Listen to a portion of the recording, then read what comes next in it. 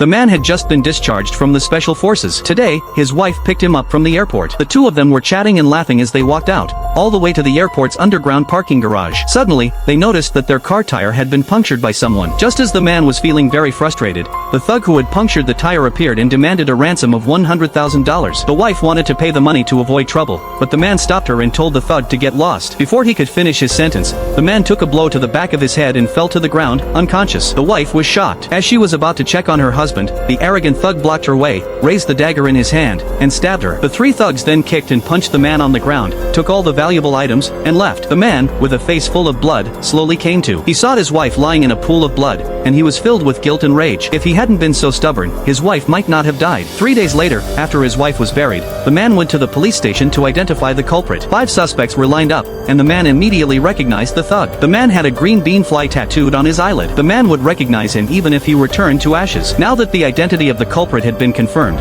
the police asked the man to wait outside. Then something extremely incredible happened. The culprit was released without charge. He even made a face at the man as he left, which left the man quite shocked. The man went to the police to argue. Where was the law? Where was justice? Why was the suspect released? The police first asked the man to calm down. Then he explained that there was a lot involved. In short, it was best to let the matter go, or everyone would get into trouble. Seeing how corrupt the police were, the man no longer bothered them for any outcome. He realized that justice in this world had to be done by himself. So the man smashed the wall of his wardrobe and took out a box from the hole. Inside were all kinds of firearms, passports, and identities. Then, the man made a phone call to his former teammates. After hearing about the death of the man's wife, the teammates had already investigated the profiles of the 3 culprits. However, the 3 men were backed by extremely powerful forces. So the old partner advised the man to let it go, or his happy retirement life would come to an end. But the man was determined to avenge his dead wife. He went to a bar, where one of the culprits was spending money. The man casually took out a red wallet and tried to chat up a beautiful woman. The man immediately recognized it as his wife's wallet. At the same time, the culprit also felt that the man looked familiar. Very alert,